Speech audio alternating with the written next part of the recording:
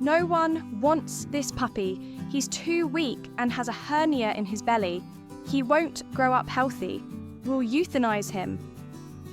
These cruel words, spoken by a dog breeder, were actually the first step toward the greatest miracle of our lives. People always want the biggest, most perfect, and strongest looking dogs. No one wanted this dog. He had been thrown into a corner. He had been labelled useless.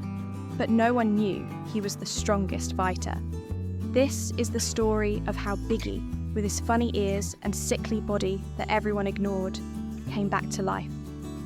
When I took him from that shelter that day, a bond formed between us that words cannot describe. The breeder said he was weak, but when Biggie and I first went out into the mountains, he showed me his wild and free spirit.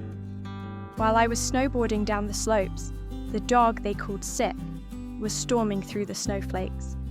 He wouldn't leave my side, flapping his funny ear in the wind. In the summer, we swam together in the lakes, defying nature. He wasn't just my dog, he was my soulmate. In recent months, on that terrible day, the dream would come to an end. Biggie suddenly lay down. When I rushed him to the vet, the look on his face said it all. "His condition is critical. He doesn't have long. Prepare for the worst," said the doctor. Moreover, congenital health problems, and his small body had weakened him even further. He might not see the sun again. Tonight would be difficult. The painful words the doctor had spoken years ago echoed in the intensive care room. He won't live long. For 3 whole days, I watched him from behind the cold, intensive care cage. I looked at his empty bed and cried constantly. He was living connected to machines. He showed no reaction. On the last night, when all hope was lost, I approached him. Leaning toward his ear, I whispered the words I always called out to him in the snowy mountains. "Come on, son. Get up and let's catch snowflakes together." And then, something incredible happened, something medicine couldn't explain. Biggie, who had been lying motionless for days, suddenly twitched his droopy ears, which no one liked, upward. He slowly opened his eyes.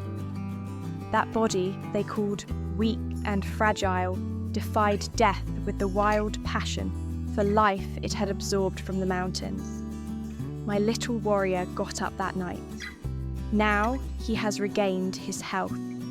We are running together again in those snowy mountains. People always chase perfection. They exclude what is flawed. But Biggie taught me that true strength lies not in muscles or flawless genetics, but in a stubborn spirit nurtured by love. So, do you think a life deemed imperfect can achieve the impossible if loved enough?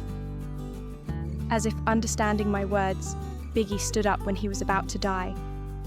If this incredible battle stretching to those snowy mountains touched your heart, like the video, share the stories of your flawed yet wonderful friends with us in the comments.